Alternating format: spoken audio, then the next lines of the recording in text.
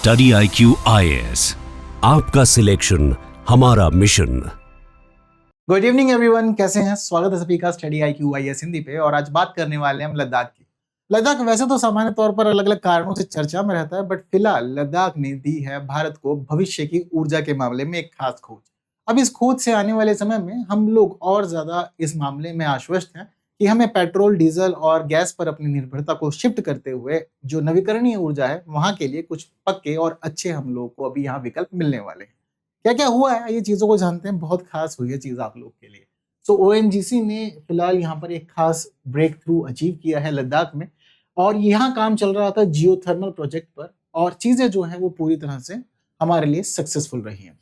तो ONGC की बहुत बड़ी अचीवमेंट है, लद्दाख में अच्छी अचीवमेंट है और पूरे देश के लिए बहुत खास है। क्या क्या है ये डिटेल में जानते हैं। दरअसल oil and natural gas corporation ने लद्दाख के पूगा भूतापीय ऊर्जा परियोजना में 2 गहरे भूतापीय कुओं की सफल ड्रिलिंग पूर्ण एक महत्वपूर्ण उपलब्धि हासिल की है। अब इस दौरान भूतापीय कुओं की सफल ड्रिलिंग कर ली गई है। इसका मतलब यहाँ से हम लोग भूतापीय ऊर्जा निकाल सकते हैं, और इस भूतापीय ऊर्जा का सीधा मतलब यह है कि भारत की यह पहली प्रदर्शन स्तरीय भूतापीय विद्युत परियोजना की दिशा में एक महत्वपूर्ण प्रगति है। अब भूतापीय ऊर्जा एक ऐसी ऊर्जा जो निरंतर हम लोग को मिलेगी, और दूसरी बात यह है कि ये पूरी तरह से कार्बन न्यूट्रल है। तो फायदा ही फायदा अल्टीमेटली, और आने वाले समय के लिए एक स्थिर ऊर्जा का विकल्प हमारे लिए अवेलेबल हो जाएगा। सो पूगा भूतापीय ऊर्जा परियोजना है ये, और पूगा घाटी लद्दाख के क्षेत्र में ये सारा काम किया गया था। ONGC एनर्जी सेंटर के द्वारा सब कुछ किया गया है। लद्दाख प्रशासन एवं लद्दाख स्वायत्त पर्वतीय विकास परिषद ले इसके अंदर सहयोगी संस्था रही है, और इस काम का उद्देश्य था भूतापीय ऊर्जा से निरंतर और स्वच्छ विद्युत उत्पादन का लक्ष्य हासिल करना। और अब देखिए ना, चीजें इतनी खास हो गई है भूतापीय ऊर्जा के मामले में कि हम लोग जो चाहते थे वो सब कुछ हमें अचीव हो गया। अब बहुत सारे लोग जिन्हें यह नहीं पता कि भाई अलग अलग ऊर्जा तो पता है, पर यह भूतापीय ऊर्जा क्या है। मतलब भू से इतना तो पता है कि भू से भूमि, और ताप से मतलब कि भूमि की ऊर्जा या भूमि का ताप, पर यह किस तरह से हमारे लिए महत्वपूर्ण ऊर्जा है। तो देखिए, दरअसल पृथ्वी के भीतर कुछ खास प्राकृतिक ऊष्मा है, और ये जो पृथ्वी के अंदर की ऊष्मा है, अब हमें इसी ऊष्मा का इस्तेमाल करना है बिजली बनाने के लिए और अपने सारे काम को पूरा करने के लिए। बट एक बड़ी चीज यहाँ पर यह है कि जो पृथ्वी के अंदर मौजूद प्राकृतिक ऊष्मा है, ये दरअसल एक निरंतर स्रोत है। और ऐसे में हमारे लिए फायदा यही है कि भाई एक 24/7 अवेलेबल स्वच्छ नवीकरणीय ऊर्जा हम लोग को मिल जा रही है। अब चाहे कोई भी मौसम हो, कोई भी परिस्थिति हो, हमें यहाँ परेशान नहीं होना, ये साल भर हमारे लिए अवेलेबल रहेगा। हालांकि सौर ऊर्जा, पवन ऊर्जा या फिर हाइड्रो इलेक्ट्रिसिटी, इनका थोड़ा मौसमी स्थिति रहती है, साल में कभी अवेलेबल होता है कभी नहीं होता, लेकिन ये एक ऐसा विकल्प है जो हमारे लिए साल के 12 महीने अवेलेबल रहेगा। चीजें बहुत ज्यादा विशेष है। अब इस दौरान जिस तरह से हम लोगों को ये अचीवमेंट प्राप्त हुई है, तो भारत का जो एक ऊर्जा मिशन परिदृश्य है वो किस तरह से विकसित हो रहा है और आने वाले समय के लिए क्या क्या चीजें मजबूत कर रहा है, वो भी हमें समझनी होगी। दरअसल जीवाश्म ईंधनों पर ही हमारी निर्भरता को कम करेगा। अब देखिए, हम लोग लगातार नवीकरणीय ऊर्जा की दिशा में आगे बढ़ रहे हैं। अब हम लोग को जब भूतापीय ऊर्जा मिल ही रही है, तो इस दौरान चीजें हमारे लिए लाभदायक है। और इस मामले में अभी तक जो हमारी निर्भरता जो पारंपरिक संसाधनों पर थी, अब हम उसको शिफ्ट कर सकते हैं। तो जीवाश्म ईंधनों पर जितना हम निर्भर रहे हैं, अब उस निर्भरता को हम धीरे धीरे शिफ्ट करके भूतापीय ऊर्जा की तरफ ले जा सकते हैं। और इसमें सबसे बड़ा फायदा यह भी है कि 2070 तक जो हम नेट जीरो का लक्ष्य रखे हुए हैं, वो नेट जीरो का लक्ष्य भी हम लोग को बहुत ही सरलता से प्राप्त हो जाएगा। और ऊर्जा स्रोतों के मामले में विविधीकरण करते हुए एक और विकल्प हमारे लिए बड़ा ही मजबूती से हमें यहाँ मिल गया है, और नवीकरणीय ऊर्जा स्रोतों का विस्तार यहाँ हमें काफी अच्छे से देखने को मिल रहा है। तो इस दौरान विशेष लाभ क्या होने वाले हैं? तो पहली बड़ी चीज यही है कि भाई भूतापीय ऊर्जा को एक निरंतर और स्वच्छ ऊर्जा स्रोत के रूप में देखा जा सकता है। और लद्दाख जैसे दूरस्थ और उच्च हिमालय क्षेत्रों के लिए अब इसकी उपयोगिता तो बहुत ज्यादा ही है, क्योंकि लद्दाख में ऑलरेडी ऊर्जा की समस्याएं हैं जिनको पूरा करने का काम ये भूतापीय ऊर्जा कर सकती है। तो इस दौरान पूगा घाटी का इस घटनाक्रम में बहुत ज्यादा महत्व इस वजह से क्योंकि पूगा घाटी अपने भूतापीय झरनों के लिए बहुत ज्यादा फेमस है। अब इस दौरान इसे लंबे समय से भारत के सर्वाधिक संभावनाशील भूतापीय क्षेत्रों के तौर पर जाना जाता था। लेकिन यहाँ की जो भूतापीय स्थिति थी उसको लेकर के बहुत कुछ काम नहीं हुआ, लेकिन अब चीजें कर ली गई है। तो यहाँ भूमिगत ऊष्मा का उपयोग ऊर्जा उत्पादन के लिए किया जा सकता है, और ये चीजें हमारे लिए बहुत ज्यादा फायदेमंद सिद्ध होंगी। अब फिलहाल यहाँ पर चीजें किस तरह थी, मतलब बड़ी उपलब्धि क्या हुई? तो ONGC एनर्जी सेंटर ने यहाँ पर 2 गहरे भूतापीय कुओं की ड्रिलिंग का काम किया था। जो ड्रिलिंग का काम था, इसका कुएं का नाम है GT#02 और GT#03। अब यहाँ ड्रिलिंग कर रहे थे, बस चाहते यही थे कि भाई भूतापीय ऊर्जा के जिस पॉइंट पे हम लोग पहुंचना चाहते हैं, बस वो पॉइंट हमें मिल जाए। तो ड्रिलिंग करते करते करते करते जो हमारे लिए पॉइंट हमने चाहत रखी थी, वो वाला पॉइंट हमें मिल गया। इसका मतलब यहाँ ड्रिलिंग सक्सेसफुल हो गई। तो भारत के अंदर पहली प्रदर्शन स्तरीय भूतापीय विद्युत परियोजना की दिशा में ये हमारी महत्वपूर्ण उपलब्धि है। और क्षेत्र के मामले में भूतापीय क्षमता के दोहन की आधारशिला भी रख दी गई है। तो पारंपरिक ऊर्जा स्रोतों के विकल्प के रूप में अब नई संभावनाएं हमारी प्रबल हो गई हैं। अब इस दौरान ये चीजें लद्दाख के लिए बहुत खास है, पूरे देश के लिए भी बहुत खास है। लद्दाख के लिए खास इसीलिए क्योंकि लद्दाख एक ऐसी स्थिति में मौजूद है जहां वर्ष भर निर्बाध बिजली उपलब्ध कराना बड़ा ही कठिन रहता है, यानी कि साल भर आप बिना रोक टोक के बिजली अवेलेबल नहीं करा पाते, इसलिए लद्दाख के लोगों की बड़ी समस्या रहती है वहां बिजली आना। लेकिन सर्दियों में यहाँ पर स्थिति यह होती है कि भाई सौर ऊर्जा नहीं पहुंच पाती और यहाँ के लोगों की स्थिति काफी ज्यादा प्रभावित हो जाती है। और डीजल आधारित ऊर्जा अगर इन लोगों को प्रोवाइड कराई जाए तो बहुत महंगी भी है, प्रदूषणकारी भी है और साथ ही साथ कार्बन डाइऑक्साइड का उत्सर्जन भी होगा। तो ऐसे में हम यहाँ पर सौर ऊर्जा और साथ ही साथ डीजल से जुड़ी हुई महंगी और कार्बन गहन ऊर्जा पे जो इनकी अब तक निर्भरता थी, उस निर्भरता को अब हम लोग भूतापीय ऊर्जा पे शिफ्ट करेंगे, जिससे कि लद्दाख के लोगों के लिए फायदा भी रहेगा, ज्यादा ऊर्जा भी अवेलेबल रहेगी और इनकी सारी की सारी एक्टिविटीज बिना किसी परेशानी के निर्बाध तौर पर चलती भी रहेगी। तो भूतापीय ऊर्जा से अब लद्दाख के लोगों के लिए विशेष उपलब्धि और बाकी इससे कनेक्ट होकर के और लोगों के लिए जो उपलब्धि है उनमें पहला है कि भाई आपको बिना किसी परेशानी के बिजली की आपूर्ति होगी, 24 घंटे बिजली अवेलेबल।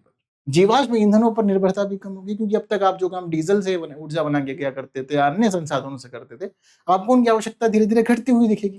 क्षेत्रीय विद्युत ग्रिड इस दौरान मजबूत हो जाएगी क्योंकि यहाँ एक स्टेबल ऑप्शन मिल जाएगा एनर्जी सप्लाई का।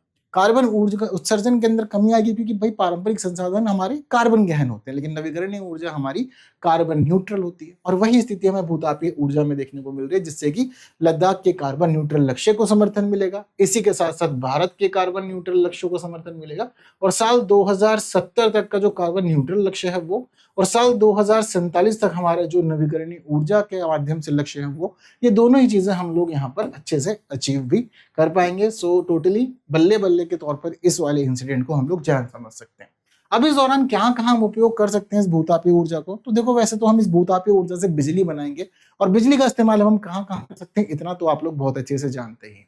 और वही स्थिति यहाँ है कि भाई जिला ताप व्यवस्था के तहत आपको ये चीज ध्यान रखनी है कि घरों को ताप उपलब्ध कराना हमारे लिए यहाँ पर एक खास प्रायोरिटी रहेगी।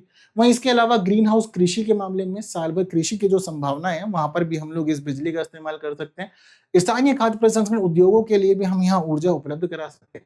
भूतापीय पर्यटन को भी हम यहाँ बढ़ावा दे सकते हैं राज्य में। और मौसमी अर्थव्यवस्था के मामले में जो वर्ष भर हमारी चीजें निर्भर रहा करती थी, अब वो मौसमी अर्थव्यवस्था के मामले में हमारी चीजें भूतापीय ऊर्जा पे शिफ्ट हो जाएंगी, जिससे कि हम साल भर सक्रिय रह सकेंगे, कॉन्टिन्यूसली अपनी एक्टिविटीज को हम बहुत अच्छे से आगे बढ़ा सकेंगे। और इसका एक फायदा यह भी मिलेगा कि बहुत सारे लोगों के लिए नए आर्थिक अवसर भी खुलेंगे और साथ ही साथ लोगों को नए रोजगार के अवसर भी यहाँ अवेलेबल हो जाएंगे। तो ये एक बहुत ही बड़ा फायदे का विकल्प है क्योंकि ऊर्जा हम लोगों के लिए बहुत ज्यादा जरूरी है और ऊर्जा के मामले में भूतापीय ऊर्जा जैसा विकल्प हमारे हाथ में आना ये हमारी चीजों को कंसोलिडेट करने का काम करता है। और इसी के साथ इसका राष्ट्रीय महत्व भी है क्योंकि ये देश के लिए स्वच्छ ऊर्जा क्षेत्र में तकनीकी आत्मनिर्भरता को बढ़ाने का काम करेगा, ऊर्जा सुरक्षा को मजबूत करने का काम भी करेगा, ऊर्जा नवाचार को बढ़ावा भी देगा और साथ ही साथ नवीकरणीय ऊर्जा पोर्टफोलियो का विस्तार भी करेगा। ये सारी की सारी चीजें हैं तो बहुत ज्यादा यहाँ पर हमारे लिए खास। बट चुनौतियां जैसा कि मैं कहता हूं कभी खत्म नहीं होती, तो बिल्कुल इस मामले में भी खत्म नहीं होगी, यहाँ पर भी आपको चुनौतियां देखने को मिलेंगी। अब चुनौतियां क्या क्या है इस भूतापीय ऊर्जा के मामले में हमारे सामने? पहली देखिए चुनौती तो यहाँ पर जो मौजूद है वो है उच्च पारंपरिक लागत। अब देखिए हमारी जो लागत है ना यहाँ पर वो काफी ज्यादा है। अब काफी ज्यादा है तो इसका मतलब ये हमारे लिए बड़ी सिरदर्दी है। शुरुआती तौर पर आपको यहाँ पर खर्च करना पड़ेगा, तो गहरी ड्रिलिंग अत्यधिक पूंजी गहन प्रक्रिया होती है और आपका अच्छा खासा अमाउंट खर्च हो जाता है, हालांकि परिणाम हमारे लिए बड़े फायदे के। इसके अलावा तकनीकी जटिलताएं भी हैं। आप देखो ड्रिलिंग कर रहे हैं कुआं की, कोई सामान्य बात तो नहीं है भाई, मशीनें बाकी सारी स्थितियां भौगोलिक परिस्थितियां सबको समझना होगा, तो कठिन भौगोलिक परिस्थितियां और उच्च ऊंचाई पर संचालन ये सब कुछ इसमें शामिल रहता है। इसके अलावा विशेषज्ञता की आवश्यकता, तो देखिए भूतापीय अन्वेषण एवं दोहन के लिए आपको कुछ खास तकनीकी ज्ञान होना भी जरूरी है।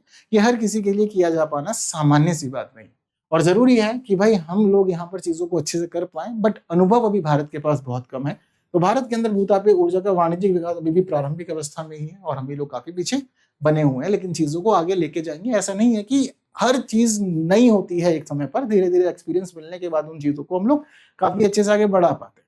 तो भारत के लिए बेशक अभी यहाँ पर एक्सपीरियंस कम है, बट फिर भी भारत इसके बावजूद अपनी चीजों को मजबूती से आगे दिशा में बढ़ा सकता है। सो यही चीजें हैं जो ध्यान रखनी है। और लद्दाख में भविष्य की ऊर्जा के जो भंडार हम लोग को मिल गए आने वाले समय में बहुत ज्यादा लाभदायक हो जाएंगे, और नवीकरणीय ऊर्जा इसलिए चीजें हमारी बहुत स्पेशल है।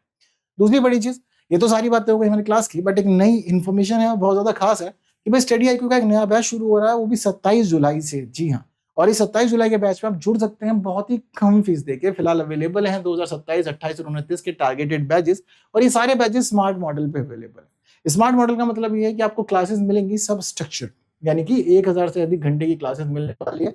स्ट्रक्चर होंगी, पहले बेस फिर एडवांस कवर करवाया जाएगा, और इसी के साथ साथ आपका पूरा सिलेबस कवर होगा। Answer writing, CSAT, essay writing, current affairs, सारी क्लासेस आपको। इसी के अलावा मेंटरशिप का विकल्प भी अवेलेबल है। सो 1-to-1 मेंटरशिप आपके लिए अवेलेबल रहती है। छोटी बड़ी सभी समस्याओं का समाधान मेंटर्स करते हैं। असेसमेंट भी आपको दिए जाते हैं ताकि आप लगातार निरंतर तैयारी में आगे बढ़ते रहे। 18+ बुक्स का सेट भी आपको दे दिया जाता है, जिससे कि आप लोग की एक्सटर्नल सोर्सेज पे डिपेंडेंसी ना रहे। रिवीजन के बिना यूपीएससी की तैयारी कभी पूरी हो नहीं सकती, जिससे कि आपका नॉलेज कंसोलिडेट होता है, तो रिवीजन पे भी ध्यान देना पड़ेगा। और टेस्ट इस दौरान आपकी तैयारी के लिए इंपॉर्टेंट है, तो इवेल्युएशन करने के लिए तो आप खुद को इवेल्युएट टेस्ट के माध्यम से कर सकते हैं। चीजें क्लियर हैं? तो इसी के साथ यह भी जरूरी है कि भाई बैच शुरू हो रहा है 27 जुलाई से नया। जुड़िए, तैयारी कीजिए अच्छे से, और यूज करना है इस दौरान आपको KL लाइव कोड।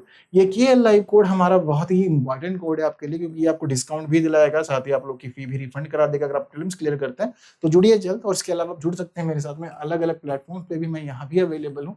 क्लासेस की PDF आपको मिल ही जाएगी टेलीग्राम चैनल पे, तो बिल्कुल आप यहाँ पर भी जुड़ सकते हैं मेरे साथ। बाकी बस जुड़े रहिए, पढ़ते रहिए, सीखते रहिए, समझते रहिए, चलते रहिए आगे स्टडी IQ IAS हिंदी। और मेरे साथ फिर होगी मुलाकात आने वाली किसी क्लासेस में। तब तक के लिए दीजिए मुझे विदा। Thank you so much. See you soon. जय हिंद। स्टडी IQ IAS, आपका सिलेक्शन हमारा मिशन।